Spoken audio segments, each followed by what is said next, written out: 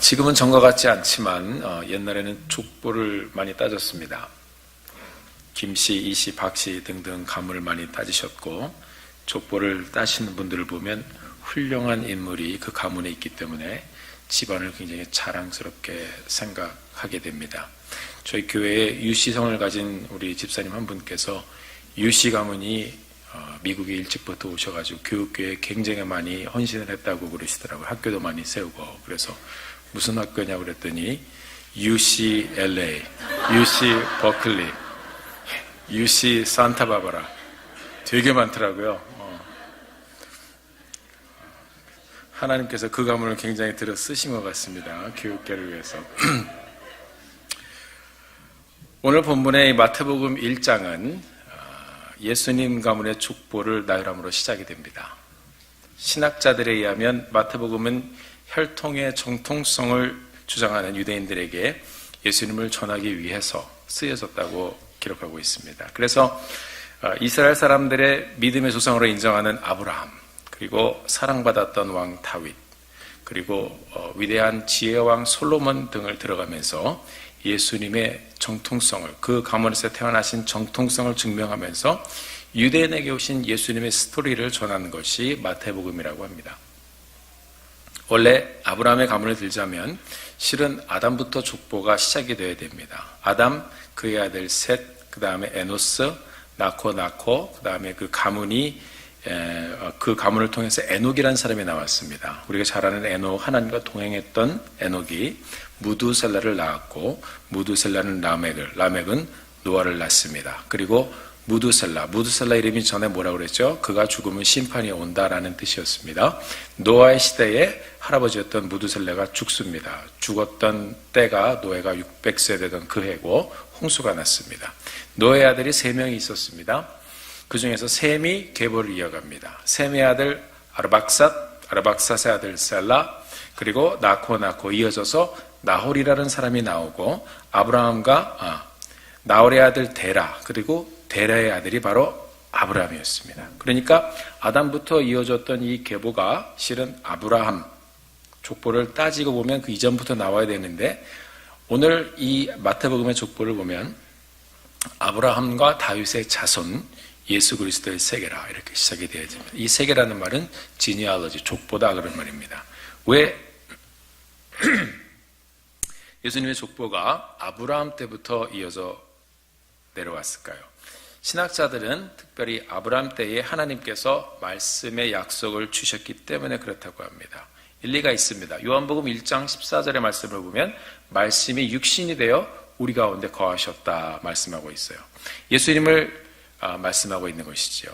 아브라함에게 하나님의 약속의 말씀 주셨습니다. 그리고 말씀이 육신이 되어 오신 예수 그리스도, 말씀이 이루어졌습니다. 그래서 예수님의 이 구체적인 구속의 계보를 아브라함부터 시작을 한 것으로 이렇게 보고 있습니다. 이처럼 족보에 기록된 사람들을 통해서 성경은 과연 우리들에게 무엇을 보여주고 싶은 것이 있을까요? 오늘 우리가 말씀을 보면서 이 족보를 조금만 더 자세히 들여다보기를 원합니다. 이 족보의 이 내면을 봐야 됩니다. 이 족보를 잘 들여다보기 시작하면 우리가 이 안에서 여자의 이름이 나오기 시작하는데 4명의 여인이 등장합니다. 끝에 물론 마리아도 있지만 이 여인들의 삶을 보면 족보가 그렇게 전체적으로 화려하지만은 않은 것을 우리가 볼 수가 있습니다. 어떻게 자랑할 만한 그런 족보, 물론 위대한 임금이었던 다윗도 있지만 우리가 말씀을 통해 이 족보를 보면 그렇게 화려하지도 않고 또 그렇게 너무나도 이렇게 자랑거리가 많은 것도 아니었습니다. 특별히 오늘 족보에 나오는 이 4명의 여인의 스토리를 보면 이런 것들을 왜 기록했을까 하는 의문까지도 갖게 합니다. 우리가 오늘 이 족보를 보면서 하나님의 은혜가 어떻게 이 여인들의 인생을 품고 갔는지, 어떻게 이 예수님의 계보에 이들이 이름을 올리게 되었는지 함께 생각해보고 은혜를 나누기를 원합니다. 족보 속의 여인들을 보면 다말이라는 사람이 나오고, 라합이 나오고, 룻이 나오고, 그리고 원래 우리가 잘 아는 밧세바이지만 여기서는 우리아의 아내로 기록이 되어 있는 밧세바가 나옵니다. 첫 번째로 보면 이 다말의 이야기는 창세기 38장에 나옵니다. 다말의 이야기는 이 성경 창세기 38장에 보면 거기서 다 말했어요. 그래서 다말입니다. 마태복음 1장 1절에는 아브라함이 이런 고만해야 되는 자꾸 나오네 이렇게. 마태복음 1장 1절에는 아브라함이 이삭을 낳았다고 그랬습니다. 이삭이 야곱을 낳고. 근데 이게 그 히브리 성경을 보면 그냥 이름만 나와 있어요. 아브라함, 이삭, 야곱, 유다 이렇게 나와 있어요. 근데 이제 여기서 계속 낳습니다. 유다와 그 형제를 낳고 이어지면서 유다는 다말에게서 베레스와 세라를 낳았다고 합니다. 자, 그럼 창세기 38장에 보면 어떻게 이 베레스와 세라를 낳았는지 이 내용이 나와 있습니다. 유다의 아내는 원래 유대인이 아니었습니다. 그리고 다말은 유다의 아내도 아닙니다. 유다의 아내는 원래 유대인이 아닌 가나안 여자였습니다. 그 여인에게서 아들을 낳았는데 그 아들이 큰아들이 엘이고 그리고 둘째가 있고 셋째, 이게 아들을 이렇게 셋을 낳았습니다. 그런데 큰아들 엘의 처의 이름이 그러니까 자기 며느리죠. 그게 다말이에요. 창세기 38장 7절에 보면 큰아들 엘이 굉장히 사람이 악했던 것 같습니다. 유다 지파의 장손이 굉장히 악했다. 그래서 하나님 보시기에 너무 악했다고 그랬습니다. 그래서 38장 7절에 보면은 엘이 여호와의 목전에서 악했으므로 하나님의 눈에 너무 악했으므로 여호와께서 그를 죽이신지라 이렇게 되어 있습니다. 얼마나 사람이 악했으면 하나님이 그냥 죽여버리셨습니다. 자, 일단 그렇게 큰아들 엘이 죽었습니다. 자, 그 시대의 유대 관습에 따르면 큰 형의 아내를 둘째가 이제 취하게 됩니다. 둘째 이름이 오난이에요. 그런데 이 오난은 형수에게서 난 아들을 낳게 되면 이 자기의 가문이 아니라 형의 가문을 일으킬 후사가 되기, 그게 그때 관습이었습니다. 그러니까 오난을 통해서 아이를 낳아도 형의 와이프가 아이를 낳으면 이제 형의 후사를 이어가는 것입니다. 그러니까 이 오난이 이렇게 형수와 같이 관계를 갖다가 나중에는 형수 몸 밖에다가 사정을 했습니다. 이거 성경에 나와 있는 내용입니다. 성경이 굉장히 적나라하죠. 하나님 보시기에 이런 오난의 생각 자체가 악한 것입니다. 이제 생명의 계보를 이어가고 메시아의 계보를 이어가는 굉장히 중요한 역사들이 진행이 되어야 되는데 오난의 생각 자체가 악했습니다. 내 자식이 안 될 건데 왜 내가 씨를 주냐. 그래서 그렇게 했어요. 그러니까 하나님께서 목전에 그것도 악했습니다. 그래서 하나님이 오난도 죽여버렸습니다. 자, 이쯤 되면 유다가 아들이 셋이 있는데요. 셋째 아들을 다말에게 줄까요, 안 줄까요? 보통 사람 같으면 어디 우리 집안에 재수 없는 사람이 하나 들어와가지고 이거 우리 아들들 다 죽인다 이렇게 생각할 수 있었을 거예요.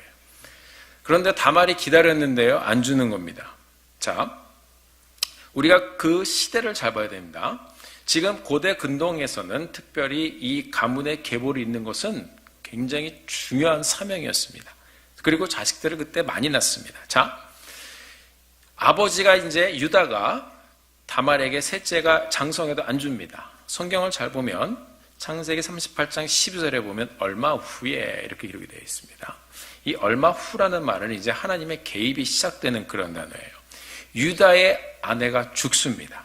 마음이 안 좋아졌어요. 그래서 이런 괴로운 마음을 가지고 유다는 딥나라는 곳으로 양털을 깎으러 갑니다. 자, 이것을 이 다말이 잘 보았습니다. 자, 이제 시아버지의 아내까지 죽었습니다.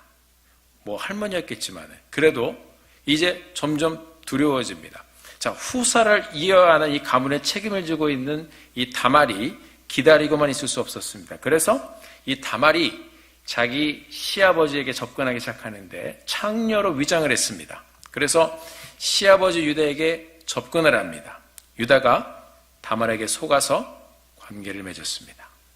그리고 이제 값을 지불해야 되니까 염소 새끼 한 마리 주마 그럽니다. 이때 다말이 이야기했어요. 뭐라 그랬냐면 염소 새끼는 그때 주고 증명을 할 담보물을 달라고 그랬어요. 그래서 유다가 자기가 갖고 있었던 도장을 줬고 끈을 줬고 그리고 자기 지팡이까지 담보물로 딱 줬습니다. 뭐 와이프도 죽었고 아들도 둘이나 죽었고, 내 인생이, 그러면서 단범을 딱 주고 나중에 염소 새끼 한 마리 주마하고 줬습니다. 자, 사람들이 3개월 후에 다말을 끌고 와서 이야기합니다. 유다야, 내 자부가, 며느리가 행음하였다. 그래서 아이를 배웠다. 그러면 깜짝 놀랐어요.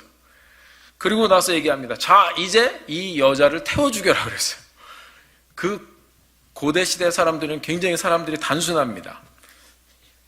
이때 다말이 자기가 갖고 있었던 이 유다가 준 증표를 꺼내서 보였습니다. 이 씨는 다른 씨가 아니라 이 증표물을 나에게 준 사람의 씨입니다 하고 딱 줬어요. 유다가 그것을 보고 얼마나 놀랐겠습니까? 그리고서 이야기합니다. 성경에 보면 이 다말을 보고 그가 나보다 옳도다 그랬습니다. 그리고 다시는 그 여인을 가까이지 않았더라 이렇게 얘기합니다. 그렇게 낳은 아들이 또 하필이면 쌍둥이를 낳았어요. 베레스와 세라입니다.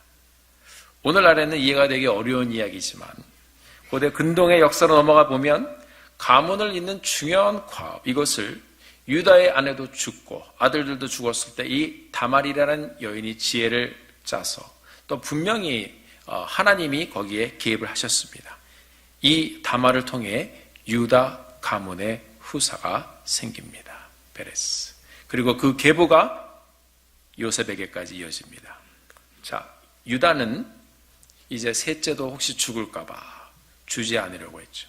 그리스도의 계보가 이어지는 것을 사람의 생각으로 막을 수 없었습니다. 그러니까 아내가 죽음을 당했고 그 후에 결국 자부와 관계를 맺고 그 부정한 관계 속에서 아들을 낳게 됩니다. 인간적인 모습들이 이 유다의 가문에서 그대로 보여집니다. 이 성경의 족보는 그것을 적나라하게 파헤치면서 거룩한 이스라엘의 왕 다윗도 그 중에 그 계보의 한 사람인 것을 그대로 밝혀내고 있습니다. 이렇게 여러분에게 다말의 스토리를 다 말해드렸습니다. 이것이 다말의 이야기입니다. 두 번째, 라합이란 여인이 나옵니다. 두 번째 등장하는 이 라합이란 여인은 여호수아서 2장에 등장합니다. 여호수아가 가나안 정복을 시작할 때 여리고를 치기 위해서 준비하고 있었습니다. 이때 여호수아가 정탐꾼 두 사람을 여리고로 보냈습니다. 그 성을 정탐하고 오게 했습니다. 그런데 여리고 성에 정탐꾼이 딱 들어갔다가 이제 돌아다니면서 정탐을 하는데 이 여리고 왕이 그것을 알았습니다. 그래서 사람을 보내서 이 사람들을 붙잡으려고 했어요. 이 정탐꾼들이 들어가 숨은 곳이 하필이면 어디냐면 기생집이었어요. 기생집 주인의 이름이 라합입니다. 이 라합은 이방인이었습니다. 그리고 그 시대의 기생은 어떤 사람이 있냐면 우리가 그냥 술자리를 거두는 그런 기생이 아니라 창녀의 의미입니다. 기생 라합이 두 정탐꾼에게 그들을 나중에 살려줘서 보내면서 이런 이야기를 합니다. 여리고 사람들은 이미 이스라엘과 이스라엘 하나님에 대한 소문을 다 듣고 있습니다. 이스라엘의 하나님은 하늘의 하나님이십니다. 오늘 내가 당신들을 이렇게 도와주고 구해줍니다. 당신들도 나중에 우리 가족을 꼭 구해주십시오. 그렇게 말하고 이 정탐꾼들은 밧줄을 타고 내려가서 도망갔습니다. 자, 이 여인이 하나님에 대한 소식을 듣고 그 소문을 듣고 이 요단강을 이스라엘 사람들이 마른 땅으로 걸어갔다는 그런 무성한 소문을 듣고 이 정탐꾼들을 만났을 때 당신의 하나님이 하나님의 하늘의 하나님이다라고 하나님을 고백했습니다. 이것이 기생이고 또 창녀였던 라합의 여리고 탈출 이야기입니다. 예수님의 족보에 나오는 이 라합의 남편이 이 족보에 보면 살몬이라고 기록이 되어 있습니다. 여러 신학자들은 이 살몬이 여리고에 갔던 정탐꾼 중에 한 사람이라 이렇게 말하는 사람도 있습니다. What a beautiful love story. 자기를 구해준 여자하고 같이 이제 가정을 꾸리는 그런 그것은 긴지 아닌지 모르지만 하나님에 대한 일을 들었다는 것이 중요합니다. 그리고 이 연이 분별할 줄 알았다는 것이 중요합니다. 자, 만약에 이 살몬이라는 사람이 진짜 스파이 중에 한 사람이었다면 이런 여인의 지혜와 용기에 반해서 또 결혼했을 수도 있겠습니다. 자, 이런 기생 라합, 우리는 사람의 신분을 보고 사람을 판단하지만 하나님은, 그리고 이 복음은 우리 인생의 과거를 묻지 않으십니다.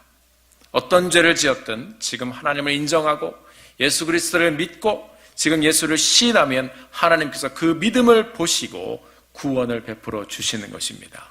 그러니까 그렇게 보면 우리가 잘 아는 다윗 왕도 순수 유대 혈통이 아니라 뭐예요? 혼혈아예요. 하나님의 은혜가 라합을 통해서 또 계속해서 흘러갑니다. 우리가 자랑하고자 하는 것들, 이 모든 것들도 그 하나님의 눈에 보면 자랑할 것이 없는 것입니다.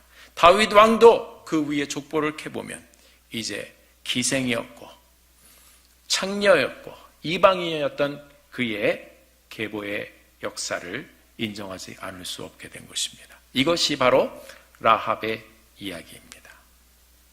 세 번째 등장하는 여인은 룻을 통하여 보아스가 룻을 통하여 계보를 이어가는 내용을 보여주고 있습니다. 룻은 성경에 나오는 인생 역전 드라마의 주인공이기도 합니다. 창세기 38장은 37장과 39장 사이에 그냥 쏙 끼어 있어요. 원래 이 스토리의 흐름은 무엇이냐면 요셉의 이야기입니다. 창세기 38장에 갑자기 유다와 다말의 이야기가 확 끼어 들어옵니다. 아마도 메시아의 계보를 강조하기 위해서 그렇게 한 것이 아닌가 생각되어집니다. 창세기 38장의 마지막을 보면 다말이 유다와 동침하고 아이를 낳았는데 그 아들들이 베레스와 세라라고 이렇게 얘기합니다. 이 창세기 38장의 족보가 이제 어디로 이어지냐면요, 갑자기 사라졌다가 룻기서 4장 18절에 룻기의 맨 끝마무리 그 부분에 이 유다의 계보의 족보가 룻기서 4장 마지막에 나옵니다. 베레스의 족보는 이러하니라 이렇게 전개가 됩니다. 베레스는 헤스론을 낳고 헤스론은 람은 아미나답은 나손은 살몬은 보아스는 오벳은 이세는 다윗을 낳았더라. 룻기서가 끝나면서 이 유다 지파의 이 계보의 족보가 거기서부터 다시 이어집니다. 룻기서 1장을 보면 아주 처절하게 삶이 구겨지는 여인이 나오는데 그 여인의 이름이 나오미입니다. 자기가 살던 땅에 가족들과 함께 이제 거기에 흉년이 들어서 모압 지방으로 이사를 갔습니다. 이민 간 거죠. 그런데 거기서 남편이 죽습니다. 두 아들이 결혼을 했는데 두 아들들이 또 죽습니다. 나오미란 여인과 두 며느리만 남았어요. 그래서 이 나오미가 아직 젊은 두 며느리들에게 이제 너희들은 아직 젊으니까 너희들이 인생길을 가라 하고 보냅니다. 오르바라는 큰 며느리는 울면서 시어머니와 헤어졌습니다. 그런데 둘째 며느리 룻, 이 여인은 끝까지 어머니와 시어머니와 같이 하겠다고 합니다. 그러면서 어머니에게 이야기한 아주 유명한 성경 구절이 있습니다. 뭐라고 그랬습니까? 어머니의 백성이 룻기 1장 16절에 보면 어머니의 백성이 나의 백성이 되고 어머니의 하나님이 나의 하나님이 되시리니 Your people will be my people. Your God will be my God. 에스더가 또 그런 얘기를 했었죠. 자, 어머니의 백성이 나의 백성이 되고 어머니의 하나님이 나의 하나님이 될 것입니다. 룻이 믿음으로 어머님의 하나님을 고백했습니다. 그리고 어머니를 쫄쫄쫄 따라다닙니다. 그 하나님, 어머니 하나님이 이제는 내가 이 가정에 왔으니 나의 하나님이 되었습니다. 하나님을 믿었습니다. 이렇게 룻이 믿음의 고백을 했지만 그때부터 시작된 것은 무엇이냐면 고생이에요. 이렇게 룻이 시어머니와 고생하며 살다가 이제 나중에는 모압에서도 힘들어집니다. 그러니까 이제 소식을 들었는데 이스라엘 땅에 풍년이 들었다는 소식을 들었어요. 그래서 이 두 여인이 다시 고향으로 들어갑니다. 나오미는 모든 것을 잃었습니다. 금의 환양이 아니라 이제 남편도 죽고 아들들도 죽고 이제 모압 여인 한 사람을 더 달고 들어옵니다. 사람들의 눈길이 그렇게 반갑지 않았습니다. 성경에 보면 나오미도 괴롭다고 이야기했습니다. 자, 풍년이 들었어요. 그래서 그 땅에서 어떻게 먹고 살았냐면 곡식을 추수하고 난 후에 밭에서요, 이제 그 여인들이 가서 곡식 떨어진 이 나달을 줍습니다. 그래서 그렇게 이삭을 주워다가 자기의 생계를 유지했습니다. 이때 이 나오미의 인척관계에 있었던 보아스라는 사람의 밭에서 이제 추수하고 남은 곡식을 주었는데, 이제 시어머니 나오미가 이제 조금 이렇게 어드바이스를 줬어요. 저 사람한테 이렇게 해봐라. 그래서 말을 듣고 그렇게 합니다.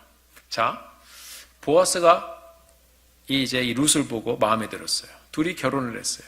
룻의 인생이 완전히 역전되었습니다. 그래서 그 다음부터 이 땅 주인 보아스의 부유한 집에 결혼을 해서 이 룻의 삶이 완전히 다시 피게 되었습니다. 이 룻이라는 여자는 존재감이 없었던 모함 여인이었습니다. 시집 가서 남편 죽고 고생만 하던 여인이었습니다. 그러나 어머니의 백성이 나의 백성이 되고 어머니의 하나님이 나의 하나님입니다. 믿음의 고백을 드렸을 때 하나님께서 룻이라는 여인을 통해서 하나님 아들 예수 그리스도의 계보를 잇게 합니다. 여러분, 믿음대로 고백한 대로 말대로 되는 것입니다. 정말로 하나님이 룻의 하나님이 되어 주셨습니다. 사랑하는 성도 여러분, 그렇습니다. 우리는 이름도 없었고 정처 없는 인생을 살았던 사람들이 아니었나요?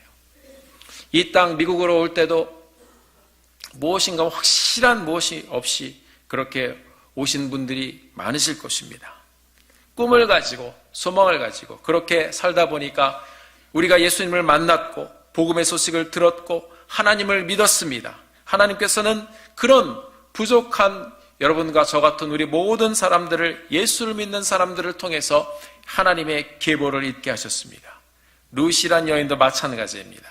평범한 가정에 시집온 모압 족속의 여인, 하나님에 대해서 듣고 또 듣고 알고 고백하여 이제는 하나님의 계보를 믿고 선포했더니 하나님께서 그로 다윗 왕의 증조 할머니가 되게 하셨습니다. 이것이 바로 하나님의 회복의 은혜라는 것입니다. 이제 우리 교회 공동체를 통해서 예수를 믿는 하나님의 백성들을 통해서 하나님께서 교회의 역사와 교회의 계보를 이어가실 것입니다. 여러분들을 통해서 그러한 놀라운 역사들이 펼쳐지게 되기를 주의 이름으로 축원합니다. 전적인 하나님의 은혜가 룻의 인생에 흐르기 시작했습니다. 하나님의 은혜가 아니었으면 룻이 될 수 있었을까요? 그것이 세 번째 여인 룻의 이야기입니다. 네 번째, 성경은 이 밧세바를 기록하지 않았습니다. 그냥 우리아의 아내라고 기록을 하고 있습니다. 아브라함과 다윗의 자손 예수 그리스도의 족보라. 우리가 잘 아는 다윗에 대해서는 이 족보가 무엇이라고 기록하고 있습니까? 6절을 보니까 다윗은 우리아의 아내에게서 솔로몬을 낳고 라고 기록되어 있습니다. 뭐 이런 족보가 다 있는가? 성경이 이 사건을 너무 적나라하게 드러내고 있습니다. 예수 그리스도의 계보 안에 하나님이 사랑했던 다윗이라는 사람, 이 사람은 가늠한 사람이다. 사무엘 하에 보면 이 간음의 현장을 그대로 기록하고 있습니다. 다윗이 왕이 된 후에 왕궁의 옥상에 올라가서 한가로에 거닐고 있었습니다.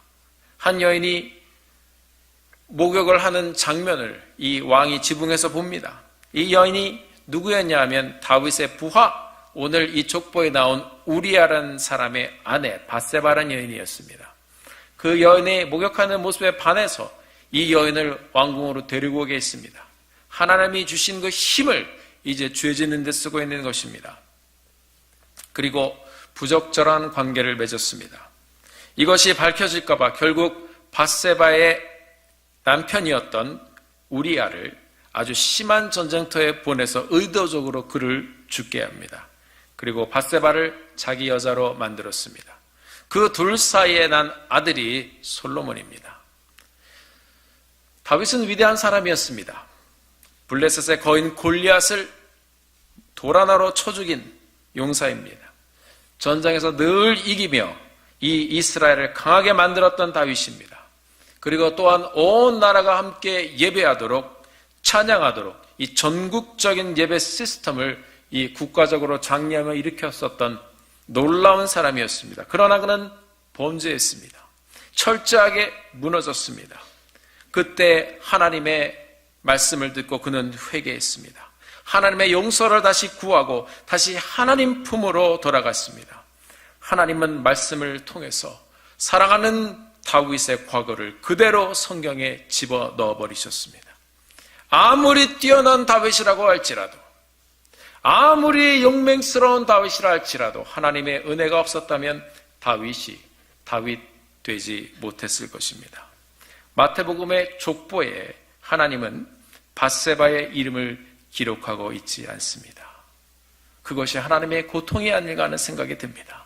하나님께서는 밧세바의 남편 우리아의 이름을 기록하게 하셔서 온 후대가 하나님이 사랑하는 다윗이 어떻게 죄를 지었는지 낱낱이 적나라하게 보게 하십니다.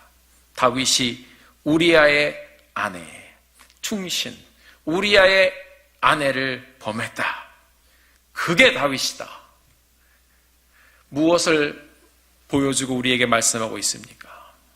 하나님의 용서의 은혜, 하나님의 용서의 사랑, 품어주시는 그 하나님의 은혜가 없이는 이 메시아의 계보가 다윗을 통해서 이어질 수 없다는 것입니다.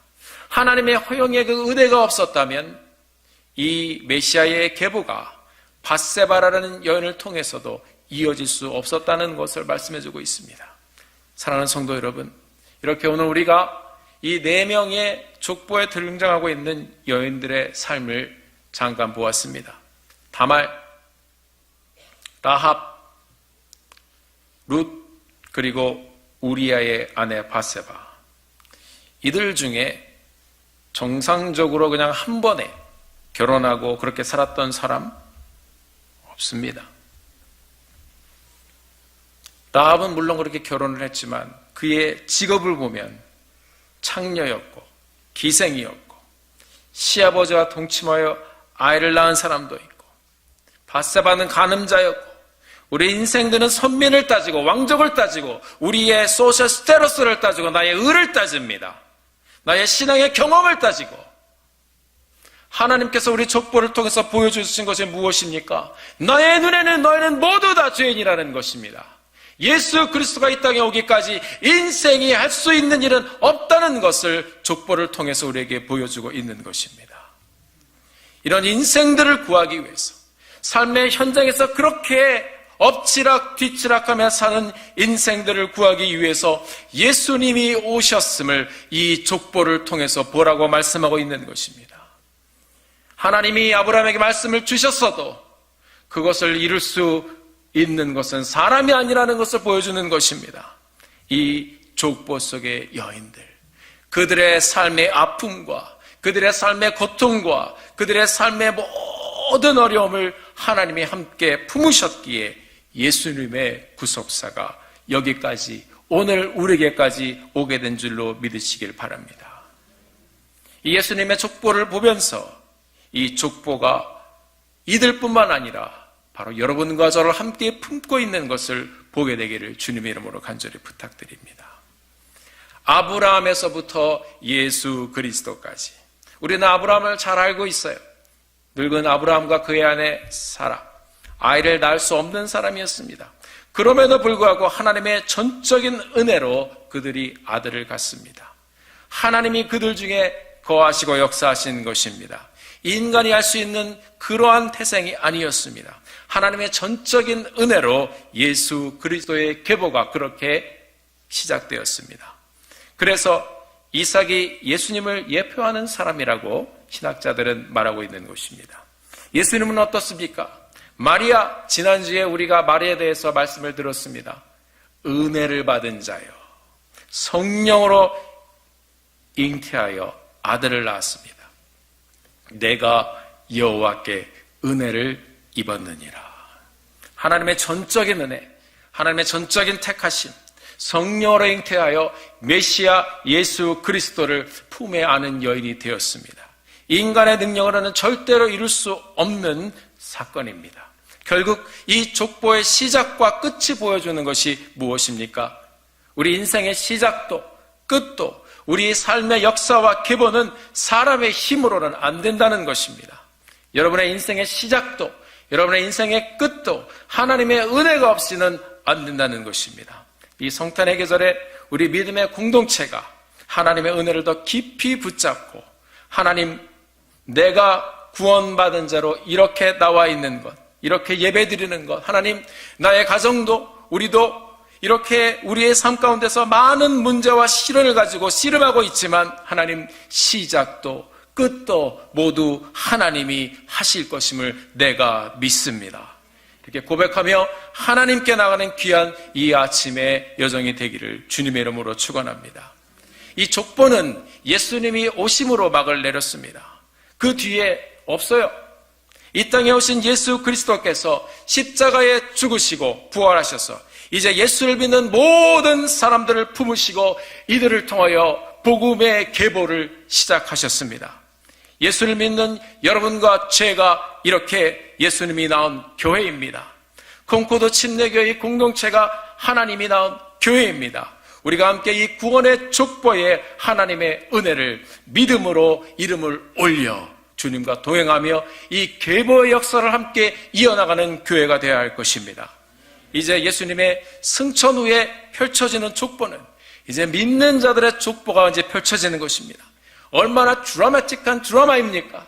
이제 선교회 현장에서, 우리 교회 현장에서, 우리 가정에서 많은 일들이 있지만 그 순간순간 하나님이 끌고 가실 이 믿음의 계보에 여러분 함께 꿈을 꾸시며 주의 나라의 확장을 위해서 함께 동참하여 이 믿음의 계보를 열어가는 믿음의 공동체가 되기를 주의 이름으로 축원합니다. 앞으로 어떻게 우리가 이 계보를 써나갈 것인가? 하나님의 손길이 충만한 족보, 하나님의 은혜가 철철 넘치는 그런 족보를 우리가 함께 써나가야 되지 않겠습니까? 보라, 처녀가 잉태하여 아들을 낳을 것이요 그 이름을 임마누엘이라 하리라. 번역한즉 하나님이 우리와 함께 계시다. 여기 보면 임마누엘이란 말에도 하나님 우리와 함께 계시다는 이 말에 동사가 없어요. 하나님이 우리와 함께 끝까지 가는 겁니다. 예수님께서 우리에게 대사명을 주셨습니다. 너는 가서 모든 족속으로 제자를 삼아 아버지와 아들과 성령의 이름으로 침례를 주고 내가 내게 분부한 모든 것을 가르쳐 지키게 하라. 내가 세상 끝날까지 항상 너희와 함께 하리라. 임마누엘의 하나님, 이제 계보가 이루어지는 성령의 능력으로 교회가 세워지는 곳마다 이제 그 역사가 계속해서 써가는 것입니다. 복음을 전하고 제자를 삼고 이 동네에서 또 다른 곳에서 선교지로 계속해서 우리가 함께 복음을 전하고 교회를 세워나갑니다. 교회를 개척해 나갑니다. 예수 그리스도의 계보를 이제 우리 시대에 하나님께서 우리를 통하여 이루어나가는 현장에 우리가 동참하는 것인 줄 믿으시길 바랍니다.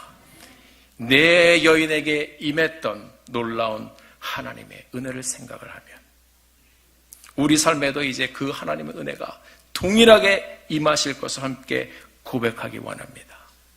그것을 우리가 믿는 것입니다. 하나님이 내 여인을 그렇게 품으셨다면 이제 고통 속에 있는 우리의 인생도 품으시고 그 내 여인을 통해서 메시아의 계보를 이뤄가셨다면 우리의 삶의 고통도 함께 품으신 하나님께서 우리 교회를 통해서 예수 그리스도의 교회의 역사의 계보를 이루어 나갈 것을 믿고 함께 우리가 동역하는 것입니다. 이제 하나님이 그렇게 우리를 품으셔 여러분과 여러분의 가정과 우리 콩코드 침례 교회를 주님 오시는 그날까지 이 교회의 핏값으로 사신 교회의 계보를 이어나갈 것을 우리가 확신하며 함께 동참하며 동역하는 콩코드 침례교회 모든 성도님들 되시기를 예수의 이름으로 축원합니다. 기도하시겠습니다. 사랑이 많으신 아버지 하나님, 우리가 주님의 이름을 높여드립니다. 우리 예수님의 가문의 족보를 보면 이 안에 도저히 인간의 힘으로 이루어질 수 없었던 계보인 것을 우리가 발견할 수 있습니다. 하나님, 우리가 믿음의 눈을 떠서 그 족보 가운데 기록된 우리들의 이름을 보게 하여 주옵소서. 그 족보 가운데 기록된 우리들의 자녀들을 보게 하여 주시고 그 족보 가운데 기록된 우리의 교회를 보게 하여 주시옵소서. 이제 핏값으로 사신 주님의 교회가 성령 하나님의 능력을 받아 함께 이 믿음의 계보를, 영광스러운 이 귀한 교회의 계보를 아름답게 이루어가는 하나님의 교회 되게 하여 주옵소서. 우리 가운데 임하신 주의 이름을 송축합니다. 하나님 감사합니다. 예수 그리스도의 이름 받들어 간절히 기도드렸습니다. 아멘.